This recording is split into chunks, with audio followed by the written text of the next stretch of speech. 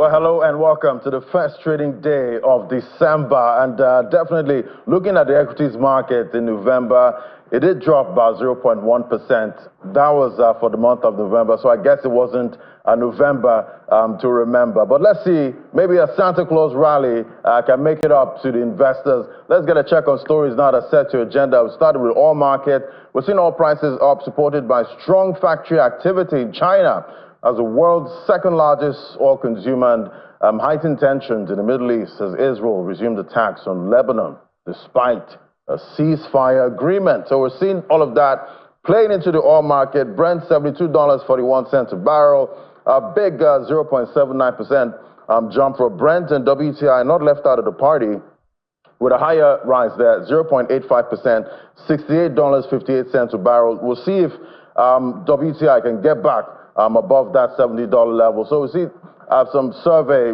showed China's factory activity that expanded at the fastest pace in 5 months in November, boosting Chinese firms' optimism just as U.S. President-elect Donald Trump wraps up his trade threats, and that was last week. Both benchmarks suffered a weekly decline of more than 3%. So we might see a recovery for the oil market this week, going by this first trading day.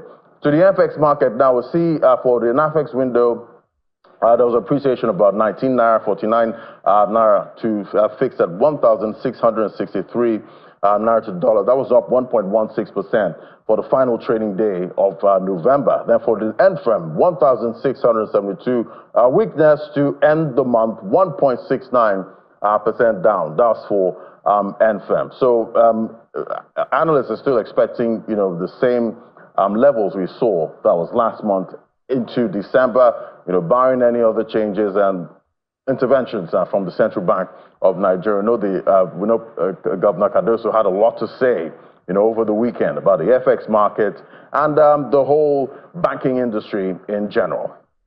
All right, now we see most of the fintechs, they've sent out emails today saying that they've begun charging electronic money transfer levy. That's a 50 naira levy on transfers of 10,000 naira or more paid into maybe it's a Palmpay, Opay, Money Point accounts, a couple of fintechs out there. It started November 30th, 2024, as mandated by the Federal Inland Revenue Service. Most of the fintech platforms have sent out emails to their customers emphasizing they do not benefit from this levy as it is remitted directly to the federal government. So look out for your transfers out of most of those fintech apps and see if you're charged that 59. All right, to other stories now. The Securities and Exchange Commission has announced a new requirement for capital market operators seeking to renew their annual registration. As part of the renewal process, CMOs will now be required to submit evidence of their registration with a trade group. The statement made available to us there, we see the signed by the SEC's Director of Registration, Exchanges and Market Infrastructure Department, that's Hafsat Rufai, was issued on behalf of the Commission's Director General. According to the statement, the renewal process for 2025 will begin January 1st, 2025, adding that the deadline for completing the renewal process, that's for January 31st, 2025. So all CMOs applying for renewal of registration are required to include their 2025 annual receipt from their respective trade groups as part of their application. So there you have it. New rules there, registration rules for most of the CMOs. All right, to other stories right there. We see Swiss cement maker, that's Holcim, will exit Nigeria's business through the sale of its nearly 84% stake. Yeah, that's 84% stake in Lafarge Africa, and it's sent to China's Huaxin Cement. The sale price is about $1 billion for a 100% stake. Said that the sale aligns with Holcim's strategy to focus on high-growth regions, including the upcoming spin-off of its North American business, which remains on track for a U.S. listing in the first half of 2025. In November 2023, Holcim, they say it had signed deals to sell its businesses in Uganda, Tanzania, and further advancing its strategy to consolidate leadership in core markets as a global leader in innovative and sustainable building solutions. To other stories, the Federal Competition and Consumer Protection Commission has launched a major inquiry into widespread consumer complaints against leading players in the banking, telecommunications, and aviation sectors. This inquisition, which will begin on December 3rd, 4th, and 5th, respectively, are intended to address issues of poor service delivery, exploitative practices, and potential consumer rights violations. We'll definitely be looking out for that. And I did mention the CBN governor was busy over the weekend. Well, the governor of the Central Bank of Nigeria, Mr. Yemi Cardoso, has been explaining how some of the reforms of the Apex Bank align with efforts to establish a stronger and more resilient African financial architecture. Mr. Cardoso believes reforms like the transition to a unified exchange rate framework, removal of fuel subsidy, and recapitalization of deposit money banks have contributed to strengthening the economy of the continent. He was speaking at the 5th African Union Extraordinary Session of Specialized Technical Committee on Finance, Monetary Affairs, and Economic Integration. I was in Abuja. Take a listen. Very much, Excellencies.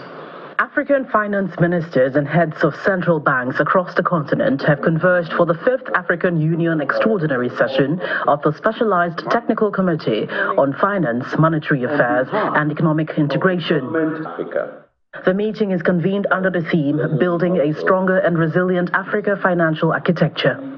One issue that came to focus during the meeting is Africa's debt profile.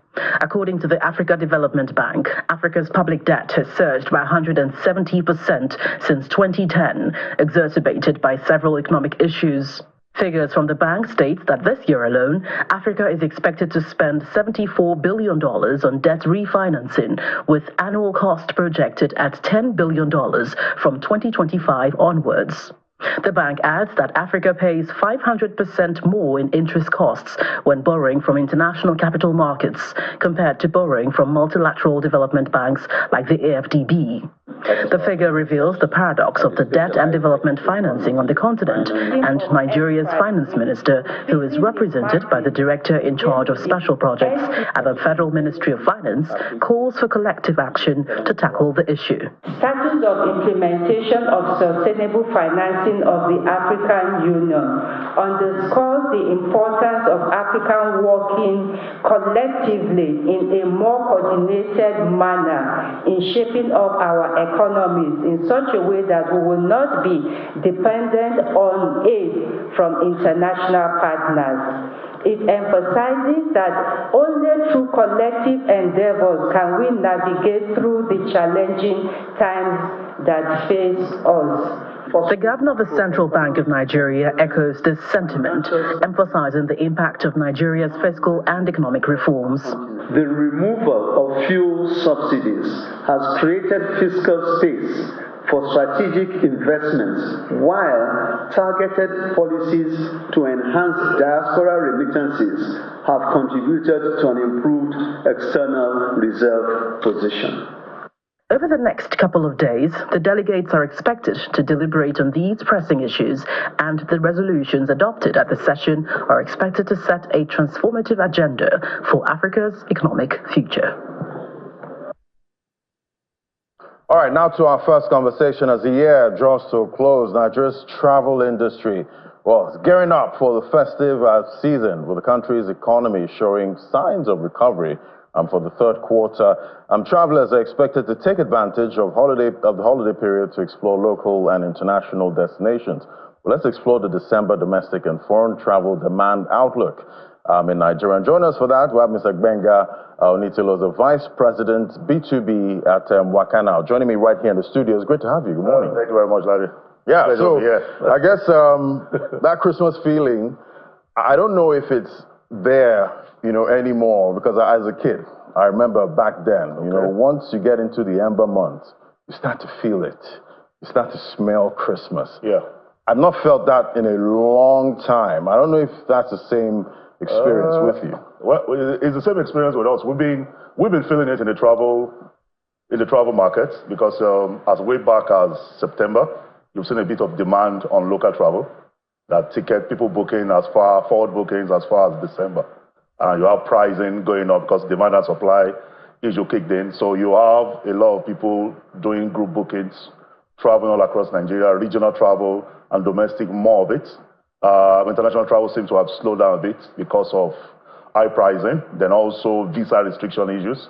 But presently right now, I can tell you for a fact, there's a high demand on domestic travel and regional travel all across airlines in Nigeria. Right, and I'm wondering, because we're always looking forward to that, dirty December, where we have some of them out there that just got back, coming into the country, and we have some going out, for the holiday. So what trends are you seeing so far? The trend we'll see, you will have a lot of arrivals from places like the UK and the US, looking at exchange rates playing a lot of factor in the markets. So they have that advantage, spending ahead of the pound makes 30 December fun for them. And compared to us, on the other side, that inflation affects buying power, spending power, and also it has impacted on pricing of tickets. Because you and I know very well, as of last year, December, exchange was at about 800 and something. Now it's over 1,700. So when you look at that, you're looking at Naira devaluation over 82%. When you look at that, it impacts capacity to buy, capacity to spend. Then don't forget, people are planning January, school fees, rent, a whole lot of things. So 30 December, people have to play it smart. So that's why a lot of people are planning domestic travel. So the benefit factors of these will be the hotels, the hotel industry in Nigeria. You have a lot of demand, room nights scaling up at the moment. Because you have a lot of shows, plans for December, a lot of entertainment, festival spread across Lagos, Abuja, Jos, you have Calabar. So there are a lot of travels going on, and the people that will benefit more are all the regional and local travelers. Right, and so the December might be dirty, but not as dirty as some. I can guarantee it's going to be very dirty. It's going to be very dirty. It's going to be very dirty. Okay. Because most of the demands I've seen coming from bookings, requests from people in corporate travel business, planning end of the year party, a whole lot is going on right now. So there's a heavy demand on domestic travel. Right. So everybody just needs to position themselves to be able to benefit from that. And I can imagine, with the weakness of the Naira, I'm sure, in your industry, where you see weakness, for the Naira, it's going to definitely impact the business. On the other side, there are two sides to it. There's the side where you have, all through the year, you've seen corporate business growing in bounds, because the business people will definitely travel. As the economy begins to recover for the first time, great recovery, over 3.5% recovery.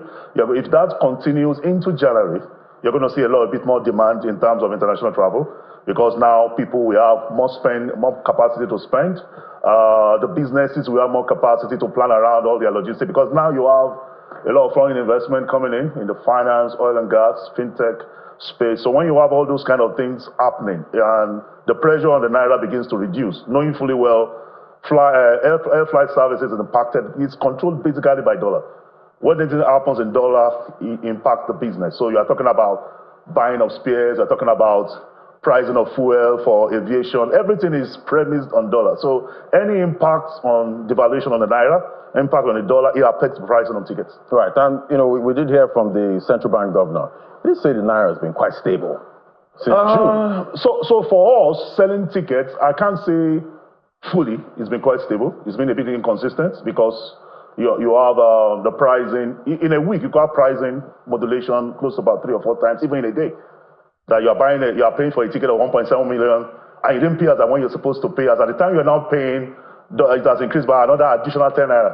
10 naira has impacted, and then when you factor that on millions that you're paying, you increase the price. So it's not really been stable over in a couple of months. It's spiked up, but we're looking at all the outlook that have been talked about for January. If it comes to be, we're able to stabilize. I think we'll have more demand for travel. And don't forget what IATA is also saying. Africa is the ground where they play for travel. That's where you have the best time to make money, is in Africa. That's where you can get the best yield.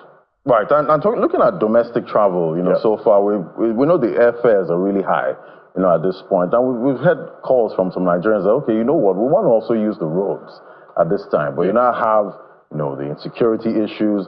How would you say it's playing out right now? We've seen improvement, on that side of the travel. I'm talking about road travel now. Yes. Road travel, I think there's a bit of improvement. If you see now, you see, when you look at all the brands that run, the number of vehicles you see on the road moving. When you move at night, you see them moving at night. So because if the consumer capacity to purchase international travel, because international travel, let's just be frank with ourselves, international travel is the upper echelon, is the top of the pyramid.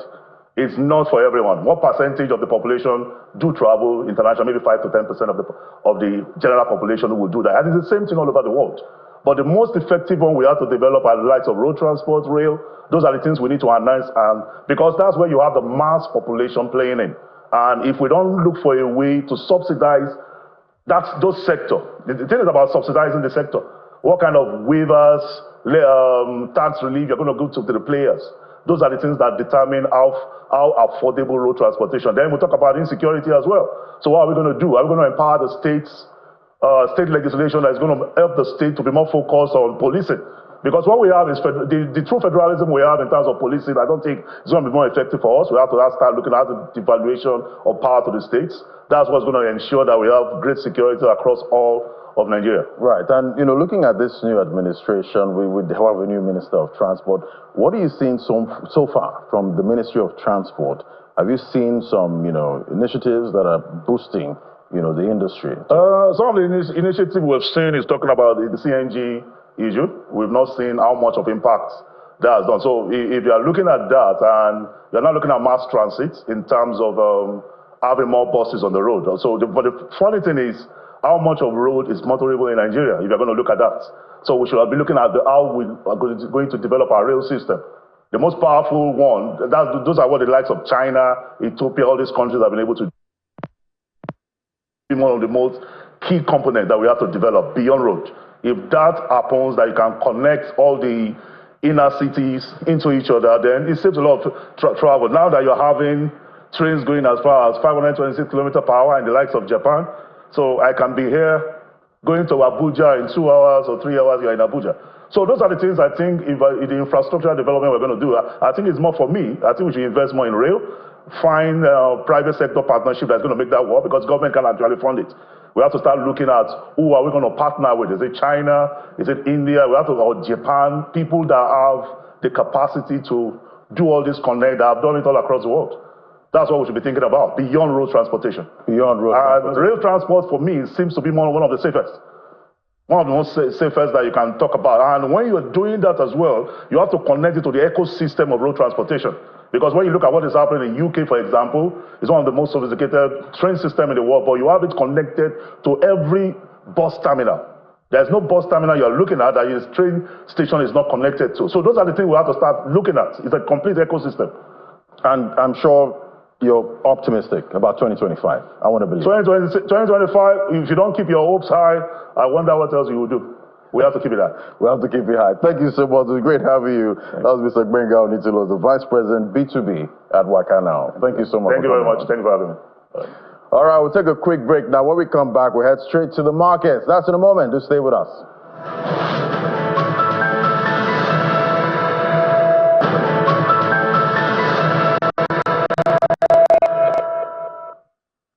All right, let's get expectations now for Nigeria's fixed income market. And joining us, we have Mr. Chuka Nwachukwu, Group Head, Balance Sheet Management at United Bank for Africa. Great to have you. Good morning. Morning, laddie. Yes, and Happy New Month. Yes, it's December. Talk to me about November, for the fixed income market. What trends did you observe, and what are you seeing for this new month? Well, just as CBN has indicated, by increasing the monetary policy rate, and of course, the increase in inflation, investors obviously demanded for higher yield. And that's what we saw in the fixed income market, especially on the T-bills market. Seeing the yield moved between 150 basis points to about 250 basis points. So we've seen yield moved from the beginning of November, from the long end of the curve, which is the 1 year, moved around 21% to 23.5%. That was the last auction rate for the 1 year. And so this trend will continue going into December.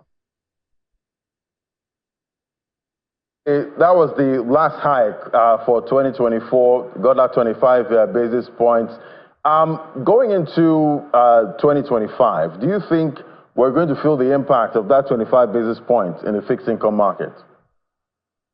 I think that the market has priced it in. I think that the reason for this hike actually is because of the inflation figure that came out. The last inflation figure came out at 33.88%, and that's obviously, I believe that affected the MPC decision. If you look at the trend, it's obvious that the rate hike regime, or period, if I might use the word, has actually have been moderated, and I believe that the MPC in the next meeting will probably be looking at either retain or drop rate due to some of the policies that have been put in place, and then seeing that some of these policies are working. Gradually we are beginning to see the end of the inflation, a rise in inflation. By the time some of these policies start working, which obviously have started working, but of course it's difficult for one to feel the impact now due to long period of hike. And so I believe that first quarter of next year, second quarter of next year, MPC will begin to reduce the monetary policy rates. Right, we'll definitely be looking out for that. But how would you describe liquidity in the month of November, and what are you seeing for December? So with the indication again from CBN indicating that they will continue to tight, liquidity obviously will continue to be one of the major points. The system liquidity has always been moderated due to the inflation, and so I do not see anything that significant change in terms of liquidity in the system. So as it is now, this liquidity in the system is greatly controlled by the CBN, which of course rightly so due to inflation, and so nothing will definitely change going into December and then end of the year. Last week, FAC came in, about 1.2 trillion came in, and then as I speak to you now, virtually all is out of the system. So that is how how much CBN see liquidity in the system as a major problem, and then they will continue to mop up.